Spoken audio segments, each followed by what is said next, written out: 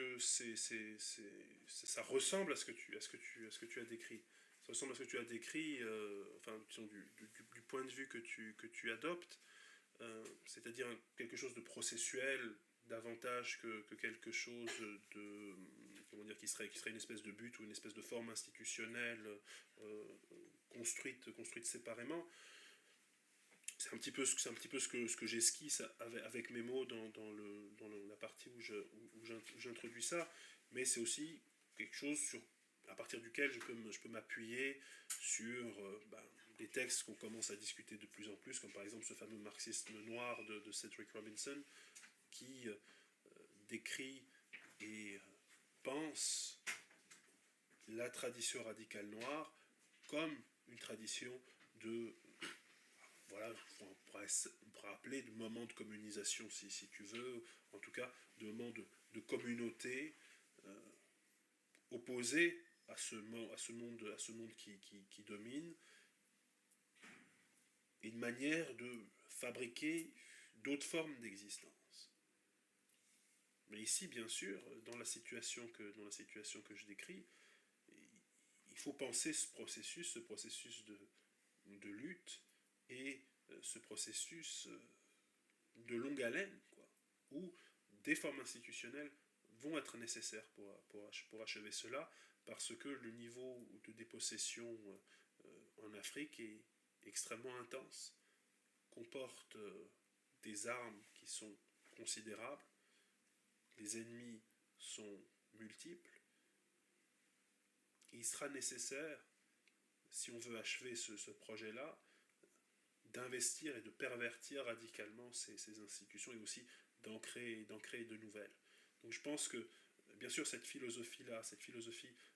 communiste, comment dire, doit nous guider dès le départ, en s'inspirant de tout ce que ça a été, de toute ce que Robinson appelle la tradition radicale noire, en s'inspirant aussi des réinvestissements du communalisme par les panafricanistes comme Nkrumah, etc., mais aussi avec cette contrainte que, je pense que c'est peut-être ça qui a donné cette impression de faire l'URSS Nord, parce que j'insiste beaucoup sur cette dimension institutionnelle parce qu'elle est intéressante, parce qu'il faut, il va falloir, dans cette situation-là, inventer une nouvelle forme d'anticolonialisme, puisque les contracteurs militaires privés, par exemple, enfin, c'est-à-dire les miliciens, sont partout en Afrique, les multinationales sont implantées partout dans des conditions qui sont, comment dire, souvent beaucoup plus informelles et beaucoup plus bizarres, beaucoup plus hybrides que ce qu'elles peuvent exister en Europe. Les zones d'extraction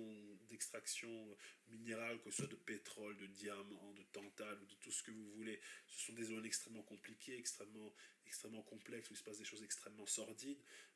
Ça exige des types d'intervention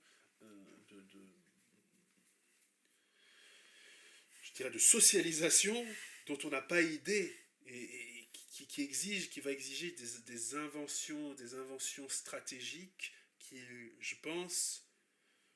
sont inédites dans l'histoire de l'imagination socialiste et de l'imagination de gauche en général. Et je suis obligé d'être flou parce que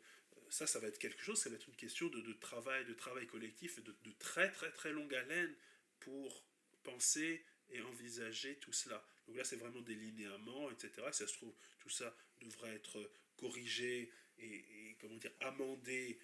voire rejeté dans la pratique. Mais en tout cas, c'est plutôt une ligne directrice, une sorte d'inspiration qui se veut, voilà, donner un souffle,